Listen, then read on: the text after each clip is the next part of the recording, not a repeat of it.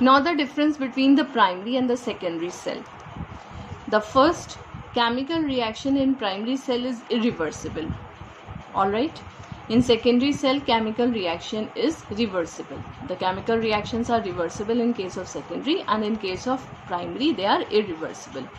Now chemical energy is converted into electrical energy when current is drawn from it. I told you that whenever we draw the current from the primary cell, the chemical energy gets converted into the electrical energy.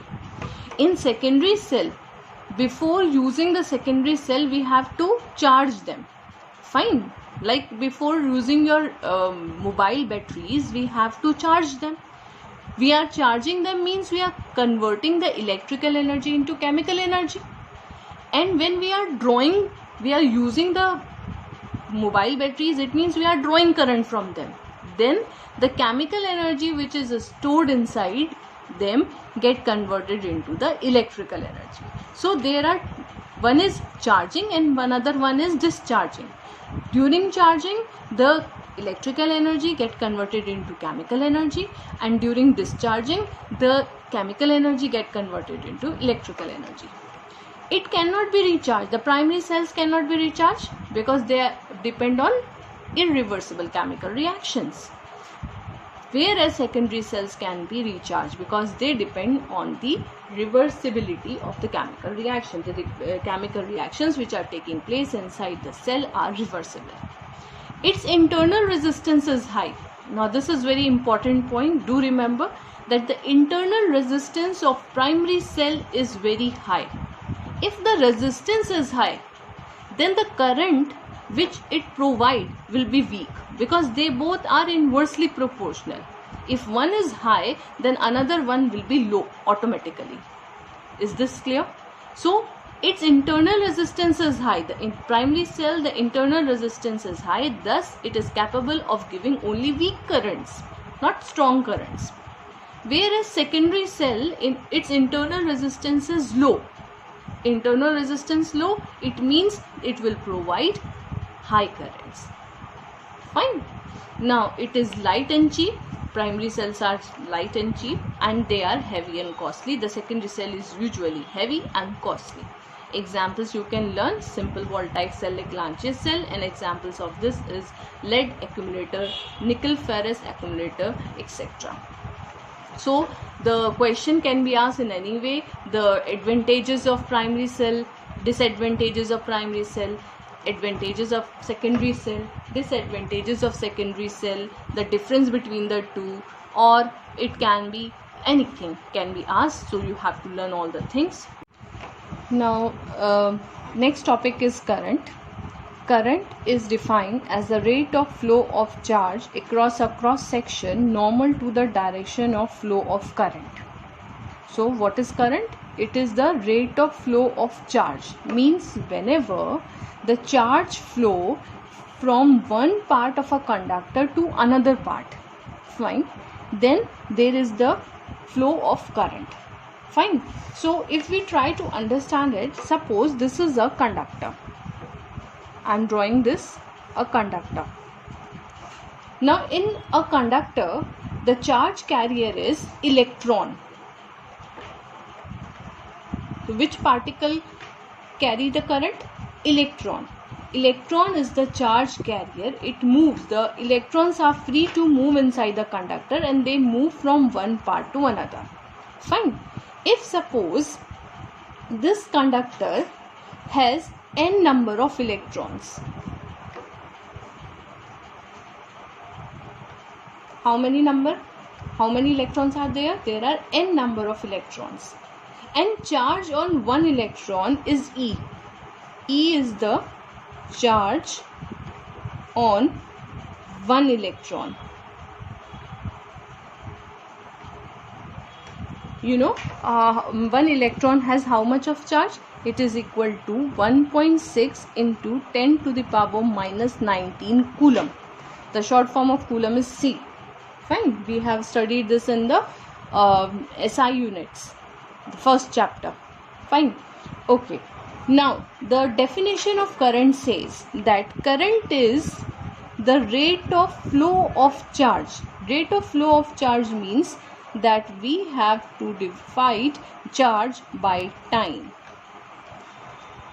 Across the conductor, whenever the charge flows across the conductor in a certain time, then there is a flow of current. Fine. So current is denoted with the letter capital I, charge is denoted with the capital letter Q, and time is denoted with the small t. So we get the mathematical expression for current as I is equal to Q upon T. Now what is Q? Q is the charge. Now what is the total charge in this conductor? Total charge. It has n number of electrons and one electron is having charge E. So what is the total charge on n electrons? That will be Ne. N multiplied by E. One electron, now try to understand it. One electron has charge equal to E and there are n electrons inside it. So the total charge becomes n into E. So I can say that total charge is equal to n into E. That is, total charge is denoted with Q. So value of Q is equal to Ne. Now if I put in first equation the value of Q, then it will become I is equal to Ne upon T. That is the another expression for current. So current is equal to Ne upon T. What is N? N is the number of electrons. What is E? E is the charge on one electron and the value of E is 1.6 into 10 to the power minus 19 coulomb upon T. What is T? T is the time. Alright. So this is an expression we are getting for current. So current is basically, you can define as the rate of flow of charge across a cross section normal to the direction of flow of current. Alright. Now if we have to find the unit of current. Unit of current can be find out by using this expression. Means unit of charge upon unit of time. Unit of current is equal to unit of charge upon unit of time. So I am writing unit of charge upon unit of time. So unit of current is, unit of charge we know, that is equal to coulomb and it is denoted with C. And unit of time is second and it is denoted by S. Now 1 coulomb per second is equal to 1 ampere.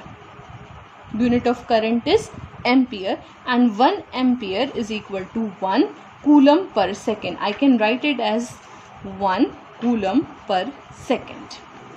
Is this okay?